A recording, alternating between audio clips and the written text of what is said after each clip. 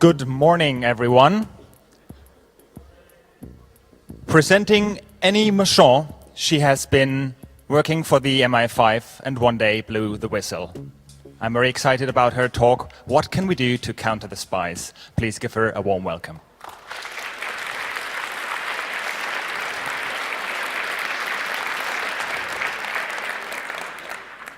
Well, thank you very much for that, and it's wonderful to see so many people here at this time of the morning. I mean, even I was tempted to stay in bed. It's a bit too early for me, so thank you for coming along.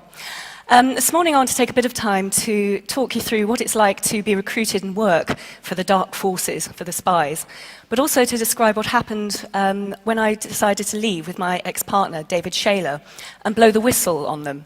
We've already had one talk, very moving talk, about what it's like to live with the state surveying you constantly. And it moved me particularly because we did go through very similar experiences. I want to go through some of the other things we need to think about, because I think today we're in very dangerous times. We are sliding rapidly towards totalitarian states, and we really do need to sharpen up and think about what we can do to counter this. Otherwise, we will be the generation that gives away our form of democracy. So I'll probably be talking for about 45 minutes, and then we'll have plenty of time for Q&A. But as has been stated, I worked for MI5, which in the UK is the Domestic Security Service. In the UK, there are three different services. There's MI6, which is the sort of James Bond wing of the intelligence world, or they like to think it is anyway. And then, of course, MI5, and then we have our listening post, which is GCHQ, Government Communications Headquarters. And that's the biggest agency. That works very, very closely with the NSA in the US. Now, MI5, for 80 years, it was founded in 1909, for 80 years, worked unofficially in the shadows. It didn't exist. I mean, even MPs in our House of Parliament were not allowed to question what it got up to. If they asked a question, they were just told, no comment, national security issue. But things changed in 1989 after a series of whistleblowers and also a series of scandals. For example, in the mid-1980s, some of you may remember a whistleblower called Peter Wright, who wrote a book about his time in MI5, where he said that they were running around London, bugging and burgling. I always have to be careful how I say that. Burgling their way around London. And they were out of control.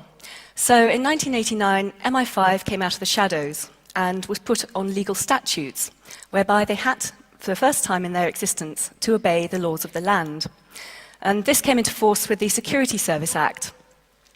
Now that meant if they wanted to do things which, if any of us did, would be called illegal, they could still do them, but they had to do it with the permission of their political masters. And in this case, that was the Home Secretary and the Prime Minister. MI6 and GCHQ were not put on a legal footing for another 5 years, but finally in 1994 they were too, with something called the Intelligence Services Act. And I just raise this because during my recruitment to the service, I was told again and again that they now had to obey the law, they had to respect human rights and civil liberties in the UK, and also that their work, the focus of their work, was shifting from the bad old days of counter-espionage, Cold War, political subversion, to look primarily at things like terrorist targets. So when I was being recruited in 1990, it all sounded pretty good. You know, this is something that could really make a difference and help to protect my country. I didn't actually mean to become a spy. In fact, they very rarely recruit people who do have a fixation with James Bond. I had no interest in the subject. In fact, I wanted to be a diplomat, and I sat the Foreign Office exams. I quite fancy the whole idea of swanning around in foreign embassies drinking champagne. But I wanted to be a diplomat. I sat the Foreign Office exams, and then a month later, I got a letter on Ministry of Defence headed notepaper. And this said, there may be other jobs you would find more interesting. Now, I don't know why, but my gut instinct was, oh fuck, it's MI5. I was really frightened. And I wasn't going to respond to that letter. But unfortunately, I'd opened that letter in the same room as my father, and he was a spy addict. He loved all those books, things like John le Carré and James Bond and Len Deighton. So he said, go on, just do it, just ring them up and see what happens. Well, the rest is history. Within a month, I found myself in an unmarked office block in the centre of London, being grilled about my life from the age of 12. The initial interview went on for about 3 hours, and they wanted to know my political views, my religious views, ethical views, everything. And of course, when you're being recruited by MI5, you think they know everything about you. I mean, you would, wouldn't you? So you're probably more honest than you would be in a normal job interview. No little sort of holes in your CV being gently glossed over. You just chuck everything at them. So I was constantly surprised that I kept getting through each stage. And it's a very long and convoluted process. It takes about 10 months, because you have to go through a 2-day exercise as well, where you have to do lots of analysing, reading, writing tests, role plays. You get analysed by psychiatrists and senior intelligence officers, the whole thing. In fact, the recruitment process is a lot more difficult than actually the job is when you get there. And of course, you have to be vetted. And in that case, for MI5 and MI6, it's pretty intensive, as I suppose you'd expect. They ask you to nominate 4 friends, and they go and talk to them. And then they ask those 4 friends to nominate another 4 friends, and so it goes out like a ripple effect. But you can still be quite clever. You know, so long as you know who's being approached, you can make sure you get your story straight, and you can slip through somehow. Anyway, after 10 months, and a great deal of open and honest talking with them, they still said they wanted me. So I walked into the training centre and went through my first 2 weeks induction. Now, you might think that would be the sexy stuff. That's when the sexy stuff starts, where you're trailing people around the centre of London or listening to telephone intercepts or something. But MI5's focus was paper-based. This is 1991. And the first 2 weeks' training was just literally how to write a note for file or a briefing. I mean, that was it. It was pretty dull, a bit of a shock. Anyway, after that, I was sent to my first posting. When you're an intelligence officer for the agencies, you tend to move around every 2 years. So you're a specialist for 2 years in one area, then you go and investigate another. And my first posting was to a section called F2, which was the department that investigated political subversion. Now, all the way through my recruitment, they'd been telling me they no longer did all that stuff. You know, the bad old days of investigating Reds under the bed and left-wing activists was long gone. And I thought I was going to be a counter-terrorism officer. So it was a bit of a shock to be sent to that section. I found out subsequently they tended to send the Mavericks there because they saw it as a politically sensitive section.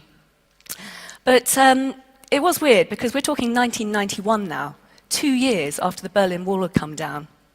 So any idea of, domestic subversion being influenced by the Soviet Union was long gone, but MI5 didn't seem to have picked up on this yet.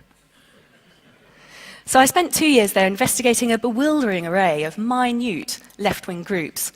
Things like a Trotskyist group like the Socialist Workers' Party, which had about 1,000 members, and in fact was not subversive per se, because they believed that there should be a democratic uprising. They engaged in the democratic process. Even so, I was astonished to see the scale of the investigation into this micro-group, because when I took over the desk, there were still about 25 to 30 agents planted all over the country investigating the local branches of the SWP. It was crazy. I spent 2 years shutting down the study of that group and also terminating the agents. Now, when I say that, it's not quite as lethal as it may sound. Shutting down their activity. I then moved on to a section called T-Branch, which was the hot section at that time. That was looking at the IRA and other Irish terrorist groups. And I thought this is, much more what I should be doing, what I was interested in doing.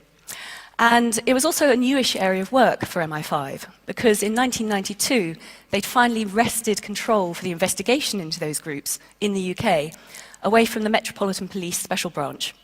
And this had caused a huge stink. I mean, all the different competing secret agencies loathe each other anyway, but for one agency to grab the work of another caused real bad feeling. And it was here that I started to see things going pretty badly wrong. We're talking about tens, if not hundreds, of illegal phone taps. And we're talking about attacks that could and should have been prevented. Attacks, big, large bombs on the UK mainland planted by the IRA that should have been stopped, but actually were detonated and killed people. I just want very briefly to mention a couple of them.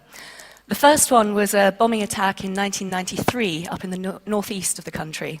And in this case, one of the IRA activists, a man called Sean McNulty, who was subsequently caught and subsequently convicted and subsequently released under the peace agreement in Northern Ireland after serving about 4 years. In this case, he'd planted 2 bombs in a gas terminal. And he had a choice of 7 pipes to choose from, which ones to plant those bombs on. And the 2 bombs he placed on the only 2 empty pipes. It was just pure fluke that he hadn't placed them on the pipes full of gas. If he had, the explosion would have been massive, and it would have taken out a row of terraced houses near the gas terminal. Now, the reason I mention this is because there was very good intelligence before the attack went ahead to show that he was at the heart of the mainland IRA campaign.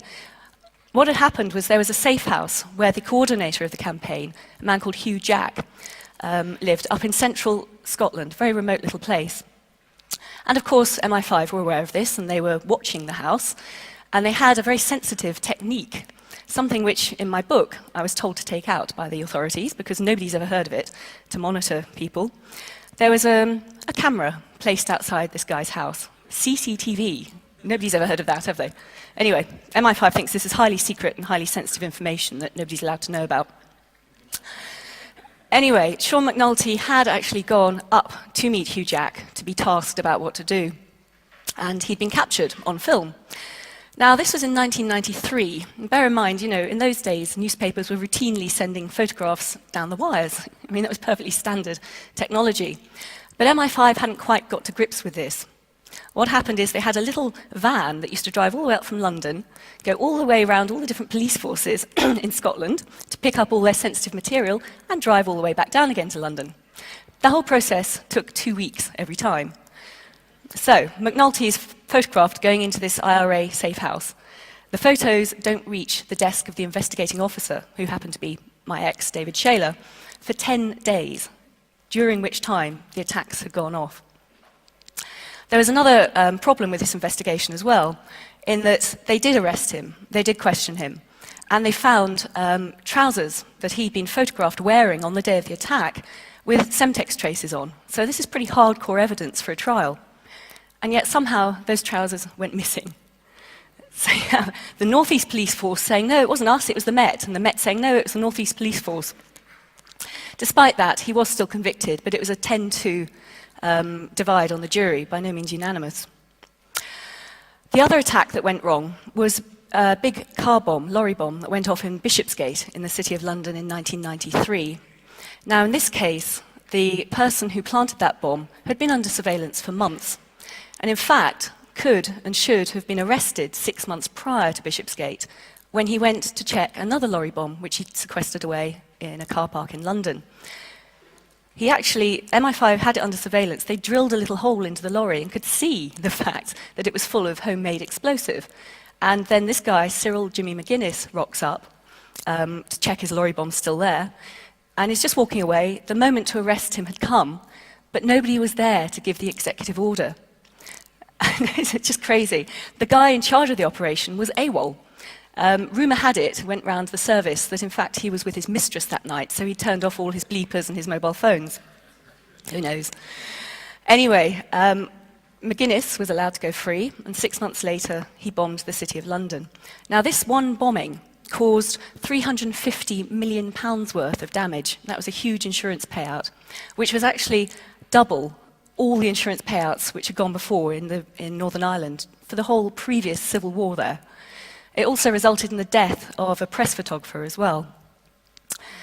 Anyway, you see these things going wrong. This was 2 years in T Branch, and you see these things going wrong. You see the mistakes being made. You raise them with your bosses. You keep saying, look, okay, a mistake's been made, but let's learn from this. Let's change our routine. Let's do something different. Let's sharpen up.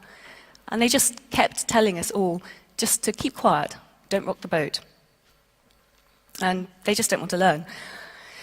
But the really bad stuff came in David Shayler's and my last postings, and that was in a place called G Branch, which was international terrorism.